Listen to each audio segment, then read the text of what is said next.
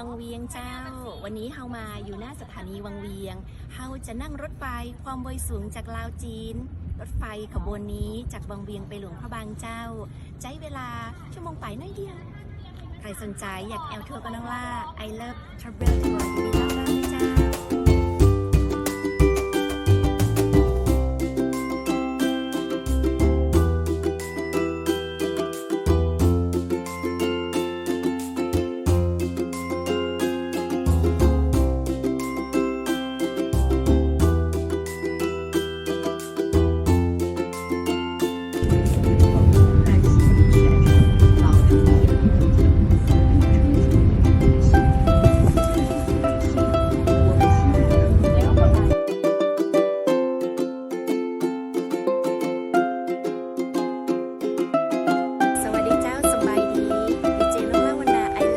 ทัวร์เจ้าวันนี้เฮาพาลูกค้ามาเช็คอินที่นี่นะเจ้านั่นก็คือโรงแรมวิกตอเรียเชียงทองเจ้าด้านหน้าเนี่ยเจ้าของโรงแรมจะติดกับน้ำโขงด้านหลังจะเป็นรีสอร์ทแบบกึ่งรีสอร์ทที่แบบโอ้ยมาแล้วเนี่ยเจ้าเพิ่นบอกว่าที่นี่4 ดาวมาเอามาดูกันหน่อยเนาะเอามาดูตัดหน้าโรงแรมกันเนาะส่วนเนี่ยเจ้าในที่พักห้องพักอย่างบุตรน้องลาจะปาไปเนี่ยเจ้าว่ามันงามจะใดนะเจ้าอันนี้เพียงบางส่วนนะเจ้าของหน้าโรงแรมของเราเชียงทองวิกตอเรียเจ้าI love travel tour นะเจ้ายินดีอยากให้ทุกท่านได้พักกันยังมีความสุขนะเจ้าสนุกสนานไปกับทริปนี้กับเราเจ้าในช่วงนี้จะพาไปกินข้าวกันก่อนเนาะกินข้าวแรงที่หลวงพระบางวันนี้เจ้าเพราะว่าวันนี้เขานั่งรถไฟขโมยสูงมาก็อยากจะให้ท่านได้สัมผัสบรรยากาศนั่งรถไฟแล้วก็บรรยากาศที่หลวงพระบางไปเจ้าไปกินข้าวกันดีกว่าเจ้า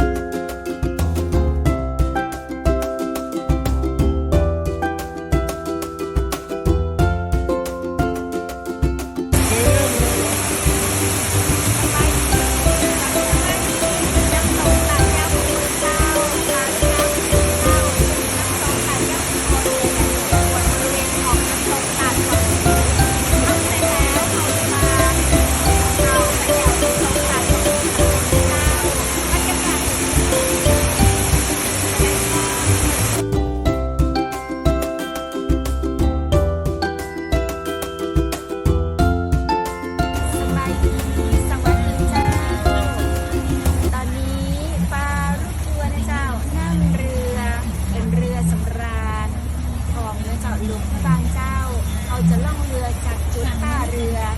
ไปที่ถ้ำปิงนะเจ้าวันนี้เขาแอดเวนเจอร์ขนาดเลยนะเจ้าสองฝากฝั่งน้ำโขงกับน้ำคานไหลบรรจบกันงามกว่าเจ้าหลายท่านบอกว่าเคยนั่งเรือมานั่ง10 ชั่วโมงแต่วันนี้บ่ต้องนั่งเรือ10 ชั่วโมงเจ้านั่งเครื่องมาแล้วเอามาแอลแต่กันจีเจ้าม่วนกับเจ้าเขาจะไปไหว้พระเนี่ยเจ้าเอาเลิกเอาใช้ช่วงบ่ายๆเจ้าช่วงเจ้าเนี่ยขึ้นวัดขึ้นบาไปสปะสเปดวันนี้แอดเวนเจอร์ขนาดที่สำคัญนะเจ้าเราไปเอาถ้ำติงเราใช้เวลาประมาณไป2 ชั่วโมงวิ่งมาชั่วโมงป่ายเจ้าเดี๋ยวเขาจะปาไปดูว่าในเรือมีอะไรอย่างห้องนะเจ้าตอนนั้นเขาเรียกว่าฝั่งเชียงแมนนะเจ้าเนาะอาจจะเห็นเมื่อกี้นี้ที่มีรถขึ้นแพนะคะ คนลาวห้องวัฒาบะรถคันนั้นนะคะเขาก็จะเอาไปอีกหมู่บ้านฝั่งเชียงแมนเนาะหรือเมื่อนี้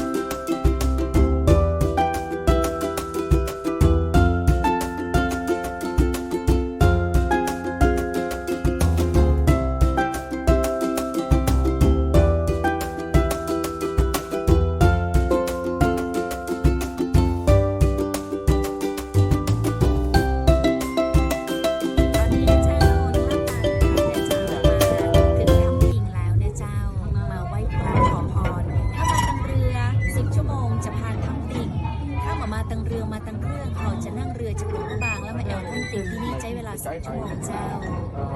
ด้านหลังวงเวียนชื่ออะไร เยี่ยมเลย